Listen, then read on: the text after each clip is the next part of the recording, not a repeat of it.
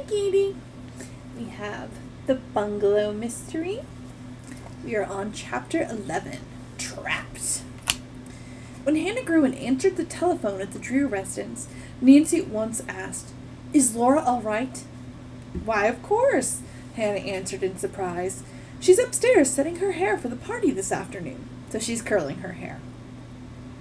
"Well, tell her to be very careful," Nancy urged. "Mr. Aborn has a detective looking for her." "Oh, dear!" exclaimed Mrs. Gruen. "And when will you be home, Nancy?" The young detective explained where she was, and that she planned to stay at Melrose Lake and do more sleuthing. "I think I may be on the trail of something big." "I don't like the idea of you prowling around the Aborns' home in the dead of night," the housekeeper objected. "I'll be careful," Nancy promised. "I may even get home tonight." "Well, all right," Hannah consented reluctantly. "By the way, Nancy, I had a repairman fix the window in Mr. Drew's study this morning, and also requested the police to keep a lookout for anything suspicious going on in this neighborhood." "Wonderful," said Nancy, feeling relieved. "Any more news?"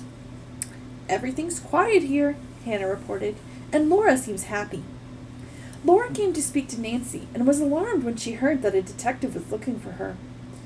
"But I won't go back to those awful Aborns. They can't make me. If they try it, I'll run right to the police." "That's a good idea," said Nancy. "By the way, I'd like to do some sleuthing at the Aborn house. I may want to get inside without ringing the bell." The young sleuth chuckled. "Since it's now your house, too, may I have permission to go in and look around?" "You certainly may," said Laura with a giggle. "If no doors are unlocked, try my bedroom window.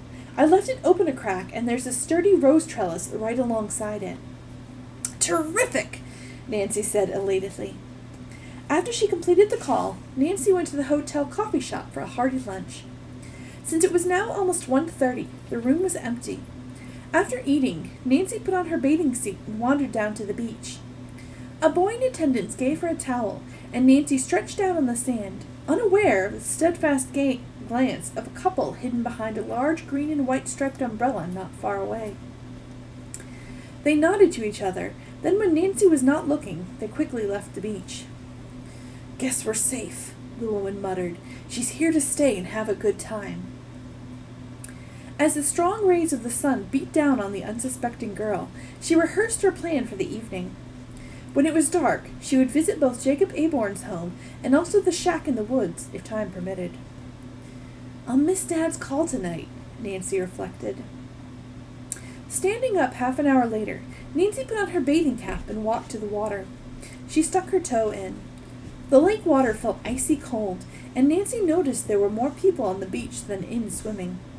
Nevertheless, she waded out to where it was deep enough to make a surface dive and plunged in. Once she was wet, the water was invigorating. After swimming for a while, Nancy came back to her beach towel and dried off. Then she returned to her room, showered, and slept for 2 hours, realizing that the rest would give her more endurance for the evening ahead. Awakening at 6 o'clock, Nancy put on the simple black cotton dress from her suitcase and pumps. After brushing her hair until it snapped with electricity, she was ready for supper. "What will it be this evening, miss?" asked the friendly waitress. Nancy selected steak, a baked potato, and tossed salad, then sat back to enjoy the soft dinner music playing in the background. The orchestra was in an adjoining lounge. Nearby diners regarded the lone girl with interest, for the prospect of the daring adventure had brought a becoming flush to her cheeks. "If I'm wrong in suspecting Jacob Aborn of being dishonest," thought Nancy, then I'd better give up sleuthing." Upon leaving the dining room an hour later, she lingered on the porch for a few minutes, watching the couples dance. As a red-haired young man began to walk toward Nancy with an invitation in his eyes for her to dance, she hastily went to her room. Chuckling to herself, Nancy said aloud, "Romance and detective work won't mix tonight." Then she changed to walking shoes, sweater, and skirt. The moment it became dark enough for her purpose, Nancy left the hotel in her car. As she drew near the Aborns' lane a short while later, she turned the convertible off the road and ran it into a clump of bushes where it would not be seen. Switching off the engine and locking the doors, Nancy started down the lane leading to the house, holding her flashlight securely. She found the windows of the house dark. The Aborns are out, I guess, she told herself. Well, that means I can do some looking around. Circling the structure cautiously, Nancy noted that the second-floor wing, where the bedrooms were apparently located, was in the back. She found the trellis easily. I'll try the doors first, Nancy decided, and darted to the front. Gently turning the handle, she found the door locked. An investigation of 2 other rooms revealed that they, too, were securely fastened. I guess I'll have to climb after all, Nancy said to herself. As quietly as possible, she climbed the trellis. It wobbled and creaked a little, but did not give way. When Nancy reached the window ledge of Laura's bedroom, she found to her delight that the window raised easily. She crawled through and switched on her flashlight. Nancy tiptoed across the room, which was in disorder, when she heard a noise. Halting, she listened. A car was approaching the house. Looking out the window, she could barely make out the figures of a man and woman who alighted. Who were they, and what should Nancy do? I'll stay right here, she determined. As Nancy waited tensely, she realized someone was walking up the stairs. Quickly, Nancy closed the window without a sound. As she looked around for a hiding place, she saw a closet and darted inside it, switching off her flashlight. Crouched in a far corner behind some of Laura's dresses, Nancy scarcely dared to breathe.